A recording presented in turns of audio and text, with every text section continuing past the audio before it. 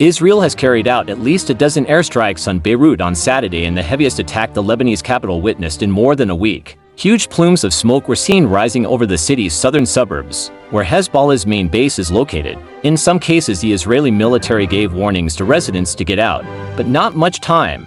In one place, just a few minutes. Damage and casualties were still being assessed, but at least one multi-story building had been completely destroyed. The Israeli military said it had targeted Hezbollah's weapon storage facilities and its intelligence headquarters command center in Dahi. Also on Saturday, Hezbollah said it fired rockets at the Israeli city of Haifa and areas to its north. One man was killed by shrapnel, Israeli medics said.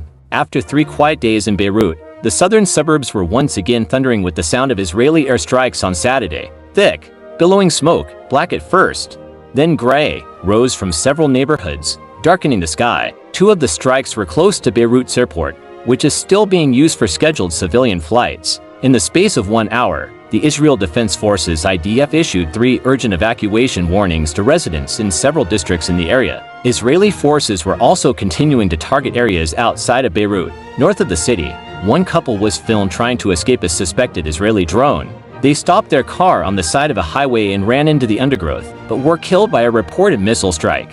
According to Lebanese state-run national news agency NNA, elsewhere in Lebanon, NNA reported that 5 people were killed, including a local mayor, in an Israeli strike in the eastern Bekaa Valley region. Several others were wounded in what the NNA said was a strike on a residential apartment. Israel said it is hitting targets in Lebanon linked to the Iran-backed Hezbollah group. The latest Israeli strikes come after the IDF said more than 100 rockets were fired into Israel from Lebanon. A drone also targeted Israeli Prime Minister Benjamin Netanyahu's private residence in the northern coastal city of Caesarea on Saturday morning. The Prime Minister was not home at the time. The previously sporadic cross-border fighting between Hezbollah and Israel escalated in October 2023 when the Lebanese militant group fired at Israeli positions in solidarity with Hamas in Gaza. U.S. President Joe Biden has said there is a chance of working towards a ceasefire in Lebanon, where Israel is fighting Hezbollah militants, but it will be harder in Gaza. The war in Gaza began after Hamas's attack on Israel on the 7th of October 2023 left around 1,200 people dead,